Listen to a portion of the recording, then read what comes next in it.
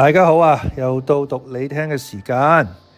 今日呢，就我哋繼續讀 A.Christie 嘅450 from Paddington 嚟到第13節啦。咁上一節呢，就講到呢個Emma 啦落嘅口供啦，去到差局嚇。咁佢嘅口供咧就提到呢個馬天呢個馬天即係呢個Emma 嘅死鬼大哥咧嘅未婚妻或者係妻子咁嘅狀態嘅人，咁懷疑咧佢就係死者啦，因為咧呢個馬天咧係法國人咁樣，呢個就係 Emma 所俾嘅口供啦。咁Credit 咧就照單全收啦，咁聽到佢講嘅嘢啦，咁樣，咁之後咧就Credit 聽完呢啲證據之後咧，佢咧就決定咧搭個船咧去法國，咁即係後面咧會唔會有啲章節會提到呢個 Credit 喺法國咧？咁我相信都會嘅，都會提到，或者佢翻到嚟之後嘅轉述都會嘅。咁接落嚟我睇下故事朝住啲咩方向發展啦，好唔好啊？暫時就呢個死者懷疑死者嘅身份又有啦，懷疑係兇手嘅人物咧，亦都有好多啦嚇。咁究竟案情會點呢？我哋繼續讀落去啦。Chapter 13. It's so very kind of you to have asked me to have tea with you, said Miss Marple to Emma Crackenthorpe.Miss Marple was looking particularly woolly and fluffy, a picture of a sweet old lady. She beamed as she looked around her, at Harold Crackenthorpe in his well-cut dark suit, at Alfred handing her sandwiches with a charming smile, at Cedric standing by the mantelpiece in a ragged tweed jacket scowling at the rest of his family. "We are very pleased that you could come," said Emma politely. There was no hint of the scene which had taken place after lunch that day when Emma had exclaimed, "Dear me, I quite forgot. I told Miss Icebarrow that she could bring her old aunt to tea today." "Put her off," said Harold brusquely. "We've still got a lot to talk about. You don't want strangers here." "Let her have tea in the kitchen or somewhere with the girl," said Alfred. "Oh no, I couldn't do that," said Emma firmly. "That would be very rude." "Oh, let her come," said Cedric. "We can draw her out a little about the wonderful Lucy. I should like to know more about that girl, I must say. I'm not sure that I trust her. Too smart by half." "She's very well connected and quite genuine," said Harold. "I've made it my business to find out. One wanted to be sure. Poking about and finding the body the way she did." "If we only knew who this damned woman was," said Alfred. Harold added angrily, "I must say, Emma, that I think of you were out of your senses, going and suggesting to the police that the dead woman might be Edmund's French girlfriend. It will make them convinced that she came here and that probably one or other of us killed her." "Oh no, Harold, don't exaggerate." "Harold's quite right," said Alfred. "Whatever possessed you, I don't know.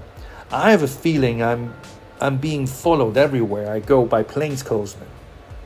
"I told her not to do it," said Cedric. Then Quimper backed her up. "It's no business of this. It's no business of his," said Harold angrily. "Let him stick to pills and powders and national health." "Oh, do stop quarrelling," said Emma wearily. "I'm really glad this old Miss What's-her-name is coming to tea. It will do us all good to have a stranger here and be prevented from going over and over the same things again and again. I must go and tidy myself up a little." She left the room. "This Lucy Icebarrow," said Harold, and stopped. "As Cedric says, it is odd that she should know about in the barn and go open up a sarcophagus. Really a Herculean task. Perhaps we ought to take steps. Her attitude, I thought, was rather antagonistic at lunch." "Leave her to me," said Alfred. "I'll soon find out if she's up to anything." "I mean, why open up that sarcophagus?" "Perhaps she isn't really Lucy Icebarrow at all," suggested Cedric. "But what would be the point?" Harold looked thoroughly upset. Oh, damn! They looked at each other with worried faces. And there's this pestilential old woman coming to tea, just when we want to think. We'll talk things over this evening, said Alfred. In the meantime, we'll pump the old lady about Lucy. So Miss Marple had duly been fetched by Lucy and installed by the fire, and she was now smiling up at Alfred as she handed her sandwiches with the approval she always showed towards a good-looking man. Thank you very much. May I ask? Oh, egg and sardine. Yes, that will be very nice. I'm afraid I'm always rather greedy over my tea, as one gets on, you know. And of course, at night, only a very light meal. I have to be careful. She turned to her hostess once more. What a beautiful house you have, and so many beautiful things in it. Those bronzes now, they remind me of some my father bought at the Paris exhibition. Really, your grandfather did, in the classical style, aren't they? Very handsome. How delightful for you having your brothers with you. So often families are scattered. India, though, I suppose, that is all done with now. And Africa, the West Coast, such a bad climate. 2 of my brothers live in London. That is very nice of you. But my brother Cedric is a painter and lives in Ibiza, one of the Balearic Islands. Painters are so fond of islands, are they not? Said Miss Marple. Chopin? That was Mallorca, was it not? But he was a musician. It is Gauguin I am thinking of. A sad life, misspent, one feels.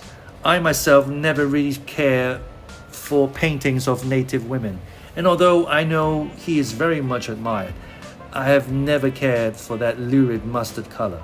One really feels quite bilious looking at his pictures. She eyed Cedric with a slightly disapproving air. Tell us about Lucy as a child, Miss Marple, said Cedric. She smiled up at him delightedly. Lucy was always so clever, she said. Yes, you were, dear. Now don't interrupt. Quite remarkable at arithmetic. Why? I remember when the butcher overcharged me for top side of beef. Miss Marple launched full steam ahead into reminiscence of Lucy's childhood, and from there to experiences of her own village life. The stream of reminiscence was interrupted by the entry of Brian and the boys, rather wet and dirty as a result of an enthusiastic search for clues. Tea was brought in, and with it came Dr. Quimper, who raised his eyebrows slightly as he looked round after acknowledging his introduction to the old lady. Hope your father's not under the weather, Emma. Oh no, that is, he was just a little tired this afternoon. Avoiding visitors, I expect, said Miss Marple with a roguish smile. How well I remember my own dear father. Got a lot of old pussies coming, he would say to my mother. Send my tea into the study. Very naughty about it, he was. Please don't think, began Emma, but Cedric cut in. It's always tea in the study when his dear sons come down. Psychologically to be expected, eh, Doctor? Dr. Quimper, who was devouring sandwiches and coffee cake with the frank appreciation of a man who has usually too little time to spend on his meals, said, Psychology's all right if it's left to the psychologists. Trouble is, everyone is an amateur psychologist nowadays. My patients tell me exactly what complexes and neuroses they're suffering from, without giving me a chance to tell them. Thanks, Emma. I will have another cup. No time for lunch today. A doctor's life, I always think, is so noble and self-sacrificing, said Miss Marple. You can't know many doctors, said Dr. Quimper. Leeches they used to be called, and leeches they often are. At any rate, we do get paid nowadays. The state sees to that. No sending in of bills that you know won't ever be met. Trouble is that all one's patients are determined to get everything they can out of the government. And as a result, if little Jenny coughs twice in the night, or little Tommy eats a couple of green apples, out the poor doctor has to come in the middle of the night. Oh, well, glorious cake, Emma. What a cook you are. Not mine, Miss Aylesbury. You make him just as good, said Quimper loyally. Will you come and see father? She rose and the doctor followed her. Miss Marple watched them leave the room. Miss Crackenthorpe is a very devoted daughter, I see, she said. Can't imagine how she sticks the old man myself, said the outspoken Cedric. She has a very comfortable home here, and father is very much attached to her, said Harold quickly. "Em's all right," said Cedric, born to be an old maid. There was a faint twinkle in Miss Marple's eye as she said, "Oh, do you think so?" Harold said quickly, "My brother didn't use the term old maid in any derogatory sense, Miss Marple." "Oh, I wasn't offended," said Miss Marple. "I just wondered if he was right. I shouldn't say myself that Miss Crackenthorpe would be an old maid. She's the type, I think, that's quite likely to marry late in life and make a success of it." "Not very likely living here," said Cedric. "Never sees anybody she could marry." Miss Marple's twinkle became more pronounced than ever. "There are always clergymen and doctors." Her eyes, gentle and mischievous, went from one to another. It was clear that she had suggested to them something that they had never thought of and which they did not find over-pleasing. Miss Marple rose to her feet, dropping as she did so several little woolly scarves in her bag. 3 brothers were most attentive picking things up. "So kind of you," fluted Miss Marple. "Oh yes, and my little blue muffler. Yes, as I say, so kind to ask me here. I've been picturing, just what your home was like, so that I can visualize dear Lucy working here. Perfect home conditions, with murder thrown in," said Cedric. "Cedric!" Harold's voice was angry. Miss Marple smiled up at Cedric. "Do you know who you remind me of? Young Thomas Aid, our bank manager's son, always out to shock people. He didn't do in banking circles, of course, so he went to the West Indies. He came home when his father died and inherited quite a lot of money. So nice for him. He was always better at spending money than making it." Lucy took Miss Marple home. On her way back, a figure stepped out of the darkness and stood in the glare of the headlights just as she was about to turn to the back lane. He held up his hand and Lucy recognized Alfred Crackenthorpe. "That's better," he observed as he got in. "Brr, it's cold. I fancied I'd like a nice grazing walk. I didn't. Taking the old lady home all right?" "Yes, she enjoyed herself very much."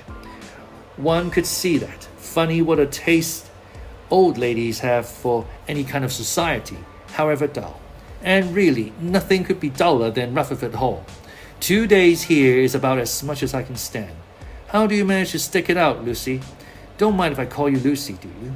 "Not at all. I don't find it dull. Of course with me, it's not a permanency. I've been watching you. You're a smart girl, Lucy. Too smart to waste your time. Too smart to waste yourself cooking and cleaning." "Thank you, but I prefer cooking and cleaning to the office desk." "So would I.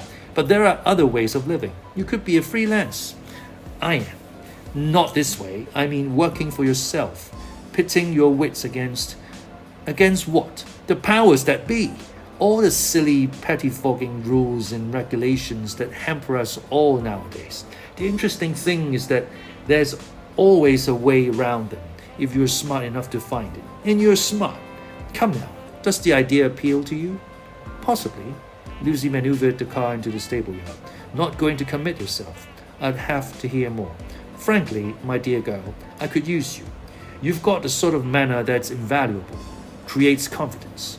Do you want me to help you sell gold bricks?" "Nothing so risky. Just a little bypassing of the law, no more." His hand slipped up her arm. "You're a damn attractive girl, Lucy. I'd like you as a partner." "I'm flattered." "Meaning nothing doing? Think about it. Think of the fun, the pleasure you'd get out of outwitting all the sober sides. The trouble is, one needs capital. I'm afraid I haven't got any." "Oh, it wasn't a touch. I'll be laying my hands on some before long. My revered papa can't live forever. Mean old brute. When he pops off, I lay my hands on some real money. What about it, Lucy?" "What are the terms?" "Marriage, if you fancy it. Women seem to, no matter how advanced and self-supporting they are. Besides, married women can't be made to give evidence against their husbands." "Not so flattering." "Come off it, Lucy. Don't you realize I've fallen for you?" Rather to her surprise, Lucy was aware of a queer fascination. There was a quality of charm about Alfred, perhaps due to sheer animal magnetism. She laughed and slipped from his encircling arm. "This is no time for dalliance. There's dinner to think about." "So there is, Lucy, and you're a lovely cook. What's for dinner? Wait and see. You're as bad as the boys." They entered the house and Lucy hurried to the kitchen. She was rather surprised to be interrupted in her preparations by Harold Crackenthorpe. "Miss Iresbarrow, can I speak to you about something?" Would later do, Mr. Crackenthorpe? I'm rather behindhand. Certainly. After dinner. Yes, that will do. Dinner was duly served and appreciated. Lucy finished washing up and came out into the hall and find Harold Crackenthorpe waiting for her. Yes, Mr. Crackenthorpe, shall we come in here? He opened the door of the drawing room and led the way. He shut the door behind her. I shall be leaving early in the morning, he explained, but I want to tell you how struck I have been by your ability. Thank you, said Lucy, feeling a little surprised. I feel that your talents are wasted here, definitely wasted. Do you? I don't. At any rate, he can't ask me to marry him, thought Lucy. He's got a wife already. I suggest that having very kindly seen us through this lamentable crisis, you call upon me in London. If you will ring up and make an appointment, I will leave instructions with my secretary. The truth is that we could use someone of your outstanding ability in the firm. We could discuss fully in what field your talents would be most aptly employed. I can offer you, Miss Icebarrow, a very good salary indeed with brilliant prospects. I think you will be agreeably surprised. His smiles were magnanimous. Lucy said demurely, Thank you, Mr. Crackenthorpe. I'll think about it. Don't wait too long. These opportunities should not be missed by a young woman anxious to make her way in the world. Again his teeth flashed. Good night, Miss Icebarrow. Sleep well. Well, said Lucy to herself. Well, this is all very interesting. On her way up to bed, Lucy encountered Cedric on the stairs. Look here, Lucy, there's something I want to say to you. Do you want me to marry you and come to Ibiza and look after you? Cedric looked very much taken aback and slightly alarmed. I never thought of such a thing. Sorry, my mistake. I just wanted to know if you've a timetable in the house. Is that all? That's one on the hall table. You know, said Cedric reprovingly, you shouldn't go about thinking everyone wants to marry you. You're quite a good-looking girl, but not as good-looking as all that. There's a name for that sort of thing. It grows on you and you get worse. Actually, you're the last girl in the world I should care to marry. The last girl. Indeed, said Lucy. You needn't rub it in. Perhaps you'd prefer me as a stepmother. What's that? Cedric stared at her stupefied. You heard me, said Lucy, and went into her room and shut the door. 咁呢一節就係基本上就係講所有男性同埋 Lucy 嘅關係啦，即係寫到所有男人都中意咗 Lucy 啦。不愧為一個女作者啊。Lucy 的確就係貌美啦、年輕啦、能力出眾嘅。年輕其實又唔敢講，因為其實 Lucy 應該係30後嘅，30歲後，又唔可以話好年輕。咁就去到呢一個位，就你話有冇啲咩線索呢？有大量嘅對話啦，咁但係呢啲對話似乎都係只不過係帶出一啲人物關係啫，同埋就係Miss Marple 今次真正見到晒呢個家族嘅人啦，除咗老先生之外啦，見到晒佢哋啦。咁但係 Miss Marple 就似乎係放出一個低姿態啦，將自己變成一個老婦人咁啦，即係絕對同查案冇關啦，只係見下大家飲下茶啫，咁樣。咁就內文就大概係咁啦，好嘛？咁同大家分享下幾個字啦。有啲字就真係唔常見嘅，不過都幾有趣嘅。有個字叫 plainclothesman 呢個字就係、我記得應該係 Alfred 講嘅，就係話，呢個即係佢喺度責備啊 Emma 啦，唔應該同啲差人講即係呢個馬天嘅身份啦，即係唔應該將呢啲都未能證實嘅嘢就同差人講，咁搞到咧呢個 Crackenthorpe 嘅兄弟們咧就惶惶不可終日啦，即係好擔心啦，自己被懷疑咁樣。咁就其中咧就呢個 Alfred 咧就話：搞到我而家出街都好似俾人跟蹤咁啊！嗰啲咁嘅 plainclothesman， plainclothesman 其實照字面解到大概知個意思嘅，就係便衣探員嘅意思啦。便衣探員 ，OK。不過今時今日就絕對唔會用 plainclothesman 去咁講。仲有咩咧？antagonistic 啦，呢啲常用啲嘅啦，叫做 antagonistic。文中形容呢個Lucy 啦，佢嘅態度話佢好 antagonist。我哋照譯中文就係反派啊。喺我哋睇戲咧，成日會出現反派啲壞蛋啊、壞人啊，或者純粹係同呢個主角唱反調嘅 antagonist。OK， 咁就呢度嘅意思咧，亦都係相應嘅，就係講緊佢話佢嘅態度即係好敵對有啲 hostility 嘅有啲反對嘅感覺 antagonistic。如果你話主角係咩？主角就係 protagonist。OK，protagonist。仲有係咩咧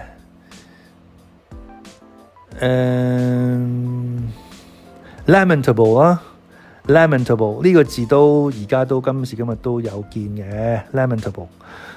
即係意思即係有兩個意思嘅。第一個意思就係形容一個處境啦。一個 condition 啦，好差嘅處境啦，好惡劣嘅環境啦，係極差嘅。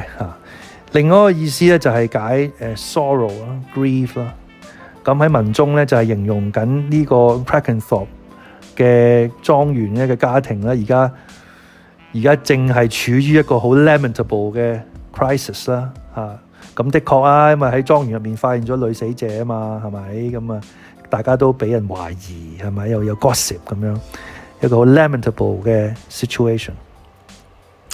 大概就係咁啦。咁我哋下一節14節，我哋再睇下案情嘅發展啦。喺呢度順帶我想提一提就係我發覺我呢一個版本咧係屬於舊版啦，都叫做屬於舊版啦。當然我唔知道再久遠啲嘅版本會係點啦。但係因為我喺網上揾到一啲版本咧係用嘅字詞咧，佢哋係會改咗佢嘅，佢哋會重新編製佢，令到嗰啲字詞咧比較接近現代用語。咁相對咧，我而家有陣時同大家分享嘅字咧，同你哋如果有興趣揾緊啲新嘅版本嘅時候咧，係會有出入嘅。而我亦都唔知道我呢個版本再之前嘅版本會唔會再古老啲，我都唔知道。我懷疑都有可能。不過呢度就同大家講一講啦，提一提啦。有陣時我嘅，因為我睇一本書嘅版本係比較舊啦，而嘅內容啊、用字啊，可能會同大家睇嘅有出入。呢個就大家注意啦。OK，好，下次再見。